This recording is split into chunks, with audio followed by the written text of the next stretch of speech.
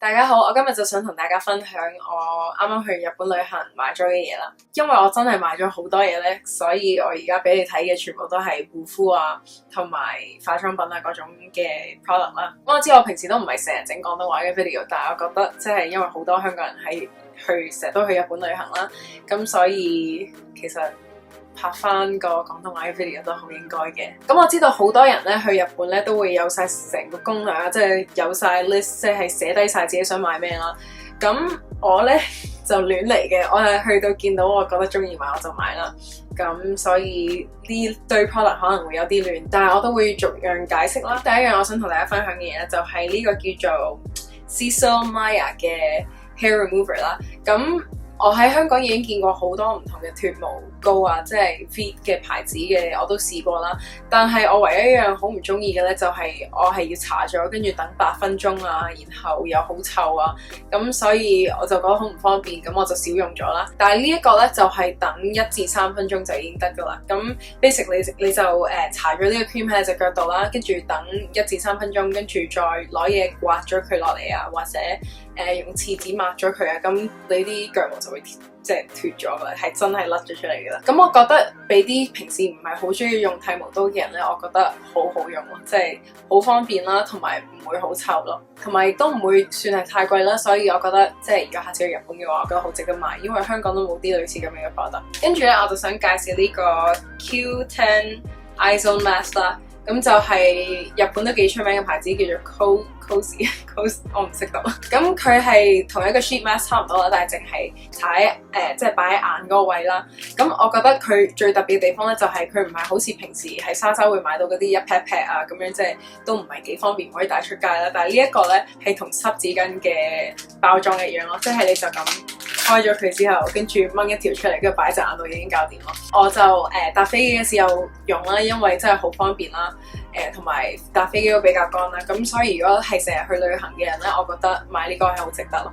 跟住咧就想介紹呢個電動剃毛器啊，我唔係好清楚應該點叫呢樣嘢啦，但係就係同平時可能 Panasonic 出嗰啲剃毛刀一樣啦，但係佢就細好多啦，同埋個 design 都靚好多咧，即係純白色啦，咁好方便嘅。你入咗電之後咧係得一個 setting 嘅啫，咁好方便啦，好簡單啦成件事，同埋佢因為呢個頭都比較細咧，你如果塊面可能有汗毛啊，或者有啲即係好少嘅 area 你想剃咧，咁都唔會有問題咯。同埋佢有防水啦，所以沖涼嗰時用都 OK。跟住咧，我就想講呢一隻 foundation 啦，呢隻係24H Cosme 嘅牌子啦。咁呢個我諗應該就唔係原裝嚟嘅，因為佢都好細粒啊。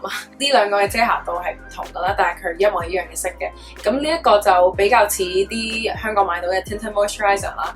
咁係遮瑕度好低嘅，咁就可以均勻翻膚色，但係又唔會好厚妝咁啦。咁呢一個咧就係一個 stick foundation 嚟嘅，咁就好似一支唇膏咁啦。咁如果你可能塊面有啲紅嘅地方啊，或者有一個 area 比較多暗瘡啊，咁你就可以將呢一個搽喺成塊面度啦，然後呢一個就淨係搽喺你想遮瑕嘅地方度咯。咁我覺得好好用啦，因為有陣時其實可能得好少嘅地方係需要遮瑕，咁最尾因為你要用一隻高遮瑕度嘅 foundation 搞到成塊面好似好厚妝咁樣，咁就唔值得咯。咁我覺得有呢一個咧就可以解決咗個問題。跟住咧，我就想講呢隻Peach John Bomb Bust Cream Rich 啦。咁 Peach John 其實喺香港都有啦，銅鑼灣都有啦。咁應該如果你想喺香港買都可以買到噶啦。但係喺日本咧，我就試咗佢嘅 tester 啦。咁佢係好 creamy 啦，但係唔會好油咯，即係吸收得好快啦。同埋我捽咗個 cream 入去個皮膚度之後咧，係真係好 smooth 啦，乾得又快啦。所以我覺得係一隻好好嘅 body cream 咯。咁呢個好擺到明係用喺個胸度啦，但係我唔覺得即係佢會特別令到你個胸大啊或者 firm 咗啊。但係做一個 body 嘅 moisturizer， 我覺得好好用咯。咁我成日都用喺我袋度。跟住咧就係呢一個Revlon Photo Ready Prime and Anti-Shine 啦。我唔肯定呢個香港有冇得賣啦，但係我就係喺日本見到，然後我覺得佢做 base 好好用啦，因為佢呢一個係透明色嘅，然後你搽咗落個皮膚度之後咧，就會 matte 少少啦，同埋令到你啲毛孔細好多啦。咁我覺得因為佢令到你個 base 好滑啦，咁之後你上妝都容易好多啦。咁我唔係特別中意用呢一個 puff 去上呢一個 primer 嘅，但其實用手指上都好容易咯，所以係咯。之後咧我就想講呢一個 Soft Stone Double嘅止汗劑啦，咁其實我皮膚係比較敏感嘅，所以咁即係有陣時我用香港買到嘅止汗劑咧，我就覺得佢因為好多香料咧，所以有陣時會好痕啦，或者好唔舒服啦用咗，所以我就揀咗呢一隻啦。咁佢咧就隻味咧就係有少少薄荷啦，即係好少好少嘅啫，即係可以遮到你嘅汗味啦，但係佢唔會係話即係落咗好多香料咯，同埋好多呢啲咁樣嘅 deodorant 咧，搽咗之後都係會好濕啦，但係呢一隻咧就好乾嘅，即係有啲似粉咁樣咯，所以我應該都會成日用。之後就想講呢一支透明白肌啦，咁即係其實我對美白係冇乜興趣嘅，但係我見到佢隔離有一幅相咧，就係一個人咧即係督住塊面，跟住我見到佢係好淡啦，好靚啦，即係好似水咁樣啦，咁我係因為嗰幅相，所以我好想買啦。咁因為佢所有 information 都係日文寫啦，咁所以我最尾都係要上網揾翻佢嘅資料，跟住 translate 翻，跟住我先至知道佢其實係乜嘢嚟噶啦。咁佢裡面最主要嘅 ingredient 咧就係維他命 C 啦，同埋hyaluronic acid。咁一個就係可以淡斑，一個就可以保濕啦。咁我夜晚用完之後，第二朝起身，我係覺得塊面好似透咗啦，即係好似 bright 咗，然後唔會咁暗啞，同埋即係總之靚咗咯，皮膚即刻。但係因為佢嘅維他命 C 嘅 concentration 都幾高啦，咁所以如果你係塊面真係好敏感，我覺得就唔應該用啦。但係我自己本身有少少敏感嘅皮膚，我都 OK， 所以係。之後咧我就要講呢個 Premium Pure C Hydrogel Mask 啦。咁呢個啱啱先醒起嘅顏色嘅，但係咧我第一個試嗰個咧就係金色噶啦，佢係好似一個 gel 咁啦，佢分開兩橛嘅，上面一橛，下面一橛。咁我淨係試過金色嗰個啦，但係我用完之後咧，我覺得塊面好保濕啦，同埋好有彈性咯。但係唯一一樣嘢咧就係佢好容易就跣咗落嚟咯。咁所以如果你係要敷 mask 嘅話，我覺得即係瞓喺度敷會好啲咯。但係我覺得係坐得幾好用。之後呢樣嘢咧就其實唔係好關化妝事嘅。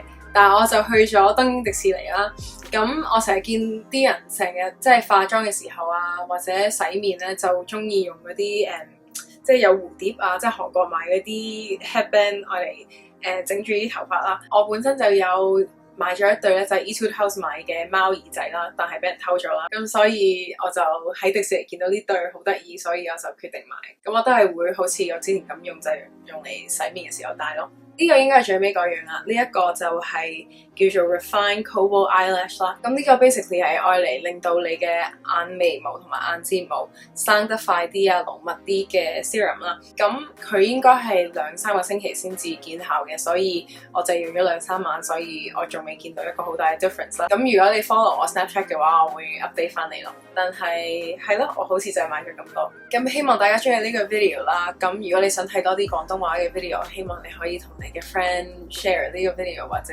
like 啦，因為我真係平時唔多整廣東話 video 係因為少好多人睇啦。Anyway， 我希望大家呢個暑假過得開開心心啦。咁係咯，下次見，拜拜。